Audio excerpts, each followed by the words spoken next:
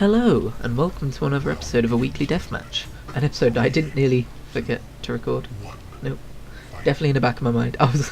I got back from work this morning and I was like, I'm sure there's something I'm supposed to be doing.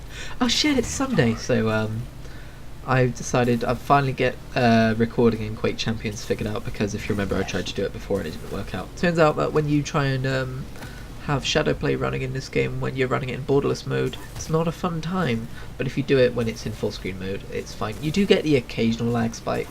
I think I injured one in this video, but it's pretty obvious when it happens, and it's not a glitch in your YouTube player. It's in the video, unless you are having glitches in your YouTube player, in which case I can't help you.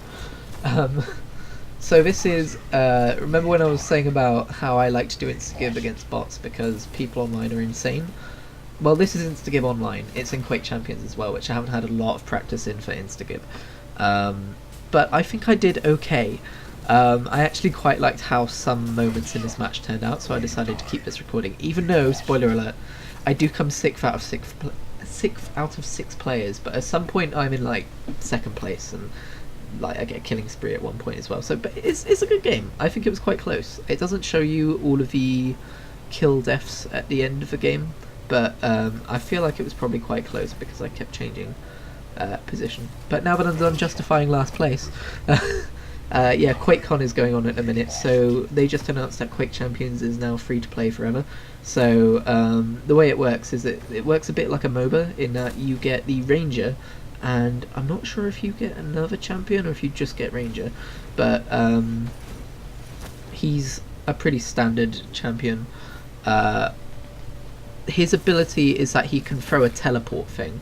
That's what just happened there, and he can shift into it, and if it hits you and he shifts into you, you explode. Or he can just let it go as like a little grenade pulse thing and not shift to it. I don't play a lot of Ranger, but what I am going to say is if you're discouraged about the fact that the free-to-play only includes Ranger, I think, don't be, because the champions in this game are very, like, they have an ability, but it's kind of suits a play style. It's not like Overwatch where every single hero is wildly different. So for instance, this is my ability. I can run around and punch people. Normally it's not instant killers either, it's just because this is Instagib and it's a bit weird that you can use abilities in Instagib mode, but whatever. And also I have a passive that lets me double jump, because you can do that in Doom, because I'm playing as Doom Guy. Doom Slayer, I mean, I always call him Doom Guy. But yeah, really, like, I highly recommend at least downloading the free-to-play version of this on Steam and trying it out and seeing what you feel about it. And then I recommend just getting the Champions packs. It's not that much. Basically, it's the price of a standard game, I'd say. I don't actually remember what price is off the top of my head, but I remember when I paid for it, it was just like buying a game. So if you just wanted Quake Champions to not be free-to-play, you have that option. If you just wanted it to be like a one-time purchase kind of thing, you have that option. And all the cosmetics are, firstly, not very good, but secondly, I don't know, the cosmetic system in this is weird. Okay, so you have 3 different types of loot boxes, and you get different quality items in them. Or I think you can get any quality in the lowest tier. It's just very, very rare to get a high quality item in it, and they're super easy to get. So you have the backpacks, which are super easy to get. When you complete matches, you earn favour. When you complete daily challenges, I mean, I don't know about matches anymore, I'm not sure if they changed that or not. But when you complete daily challenges and stuff, you earn favour, daily login bonuses as well. And you can use those to buy backpacks. And in backpacks you'll find like lots of common or uncommon items. Sometimes you'll get a rare item. I got an epic item the other day, which I didn't even know you could get in a backpack, but I did. So like... And then you've got like chests, which are more of your traditional style, although you get 2 items in those, and they're more from like the uncommon to the epic range. And then reliquaries are meant to be more like kind of legendary item range, and you get 3 items in those. I'm saying this all off the top of my head, of course, because I don't remember the specifics, but this isn't exactly a guide video. This is just to let people know how it all works. And you get shaders which let you colour your armour, which is why my Doom Guy is purple. I haven't really got a good shader for Doom Guy, unfortunately.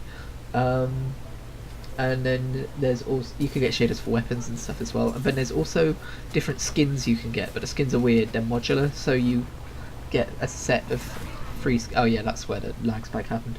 You get a set of like a head, torso and legs. So you can mix and match, but I don't see why you would want to. But there's like the standard one. There's like an uncommon, a rare, an epic, and a legendary skin set, basically. So for instance, Doom Guy, his normal one is a Praetor suit from the 2016 Doom, but then you can get different era Doom Guys through the different sets, so that's cool. I think the legendary one is which you unlock slightly differently to loot boxes, but that's a whole other thing. But that's like the basically remake of what he originally looks like in the original Doom. Kind of chunky, like beefy arms out, weird looking green chest piece. I don't know. Anyway, I wasn't just going to talk about Quake Champions today. I was going to talk about the fact that Battle for Azeroth, the World of Warcraft expansion, comes out tomorrow night. Oh, I'm so excited. So if content's a bit sparse on the channel, I think I mentioned this in the Roguelite Rebel recently, if content's a bit sparse, I apologise. I'm going to try and record some stuff in advance, maybe. Obviously there'll still be a weekly deathmatch next week, no? But I'll probably just be going on about World of Warcraft in that one. Also, I've re-downloaded Doom 2016 after seeing the gameplay reveal for Doom Eternal, because god damn, that looks good. So I decided to re-download Doom because I never finished it. That's actually why I'm playing Doom Guy and Quake Champions. Sometimes I play Scalebearer, but sometimes I play Doomslayer. But I was like, I'll play some Doomslayer. Stick with what's familiar, although I do want to start trying some different champions, considering I do have the champion pack and get all of them and stuff. Quick aside, I wouldn't say Doomslayer is particularly good in Instagive, but I queue for like all 3 different kinds of matches, so I have a short queue because I'm not really fussy, and you choose your champion before you like enter the match mode. So I'd say if you're going to be playing Instagive mode, Visor's probably good because his ability sees through walls, and Nyx is good because she's very thin, got a small hitbox, and she can disappear sometimes and reappear. But I think there is probably an argument for removing abilities in Instagive mode, I'd say. It's kind of weird because some heroes, like, their abilities are kind of overpowered in Instagive mode, and then there are some heroes whose abilities just don't make sense in Instagive mode at all. Like the Death Knight, he throws fireballs, but they do slow ticking damage, and it's very unlikely he's going to kill you off them. So I don't know, it just doesn't feel like it fits into Instagive mode. Anyway, I lost track of what I was saying. I was saying about Doom 2016. The other thing I've been playing is Monster Hunter World, and I wasn't sure I'd be able to get into that because that is a very steep learning curve for a game, and honestly it wasn't clicking, but last night I played another hour of it and it clicked. And I just want to play more Monster Hunter World now. I think I'm going to do that after this video is uploaded. Or rendered, I should say. I can just play it while that. It's really good. I like slicing up big dinos. I use the dual swords because I'm anime as heck, don't judge me. They're so fun. So yeah, I've just been in gaming heaven in the last few days, and it's only going to continue with the release of a new World of Warcraft expansion. It's funny because normally when a World of Warcraft expansion is coming out, I can think of nothing else and the days drag slowly by, but because Monster Hunter World came out the other day for PC, and because I've re-downloaded Doom, I always feel like I'm trying to play as much of them as I can before the expansion comes out, because when that comes out I know I'm just gonna like tunnel vision it for a few days. So yeah, video games are good and I like them very much. I'm glad I got this recordable, because also like I've got my archive channel and I like to have like clips recording in the background, and I've not been able to do that when I play Quake lately, so now I can. Anything else to really say?